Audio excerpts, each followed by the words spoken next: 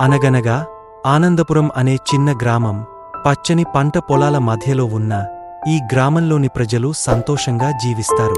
ఒకరోజు గ్రామానికి ఒక ప్రత్యేకమైన అతిథి వస్తాడు. అతను మెరుస్తున్న దుస్తులు, కాంతివంతమైన బంగారు కర్రను పట్టుకుని విచిత్రంగా ఉంటాడు.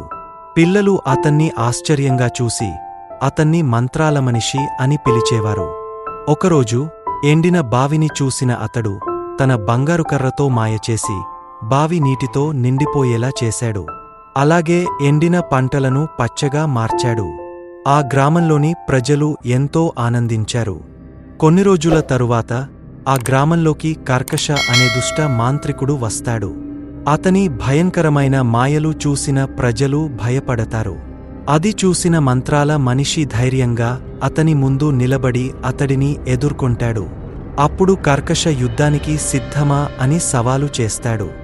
దుష్టమాంత్రికుడు ఒక పెద్ద అగ్నిగుండాన్ని విసిరితే మంత్రాల మనిషి దాన్ని అందమైన సీతాకోకచిలుకలుగా మారుస్తాడు. అది చూసిన దుష్టమాంత్రికుడు కోపంతో మెరుపులు వదిలితే అవి ఇంద్రధనుస్సులా మారిపోతాయి. మంత్రాల మనిషి బంగారు కర్రతో ఒక రక్షణ కవచాన్ని నిర్మించగా దుష్ట మాంత్రికుడు శక్తులు పనిచెయ్యవు.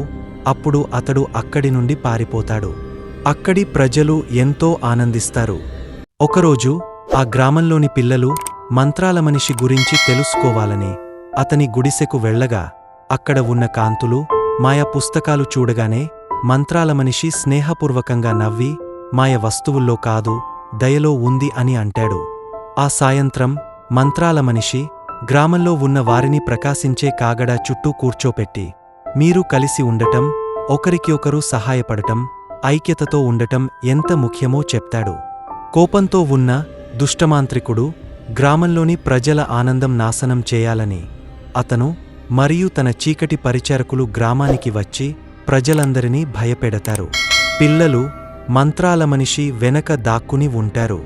గుర్తుకు వచ్చిన మంత్రాల మనిషి మాటలు అక్కడి ప్రజలని ఒకటిగా చేసి ఒకరి చేతులు ఒకరు పట్టుకుని ధైర్యమైన పాటలు ఆలపిస్తూ దీపాలు వెలిగించారు.